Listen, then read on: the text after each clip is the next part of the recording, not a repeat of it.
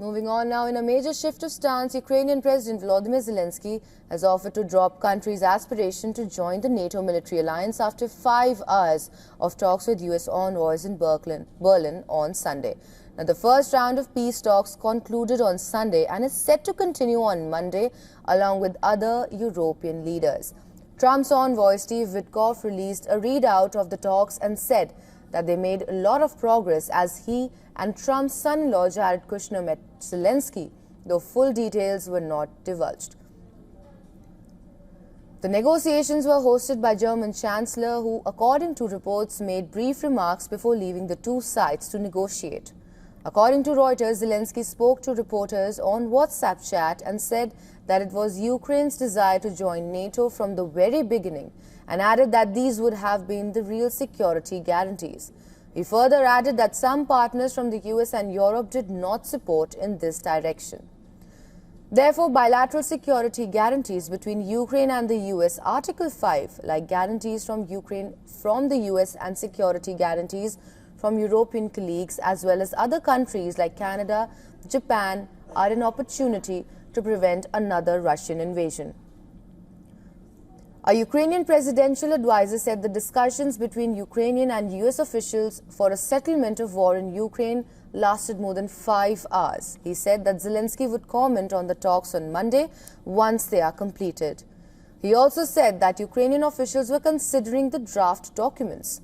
As of Sunday evening, neither the Ukrainian nor American side gave any press statements following the talks. Meanwhile, French President Emmanuel Macron also spoke to Zelensky on Sunday and said that Americans, Europeans and Ukrainians only seek peace. He said that Ukraine stands strong as Russia continues its war of aggression. Macron thanked the negotiators and said that France will remain at Ukraine's side to build a robust and lasting peace that can guarantee Ukraine's security and sovereignty. Amidst the ongoing talks, Kyiv residents expressed skepticism on Sunday about the ability of Western allies to provide strong security guarantees to Ukraine. The move marks a major shift for Ukraine NATO as a safeguard against Russian attacks and has such an aspiration included in its constitution.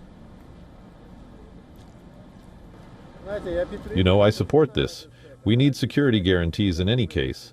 As you can see, in the past they signed guarantees and agreements on security guarantees. But one guarantor attacked us, and the other guarantor is supporting us only half of the time. Whether we join or not join NATO, I think nothing will change, because we are already defending ourselves with our own forces, even without NATO. And when NATO itself was attacked, they did nothing. So I thank God that we are a large and strong country. The peace talks are being held under tight security in the Chancellery in Berlin, where German leader Friedrich Merz is due to host a dinner with Zelensky, a group of European leaders and the NATO and EU chiefs. Trump has pushed for an end to the almost 4-year-old war, but Kyiv and its allies in Europe are at pains to prevent any settlement that would strongly favor Russia. Now, key questions remain on Ukrainian territorial concessions, future security guarantees for Kyiv, and whether Moscow would agree to any proposal hammered out by the Europeans and Americans.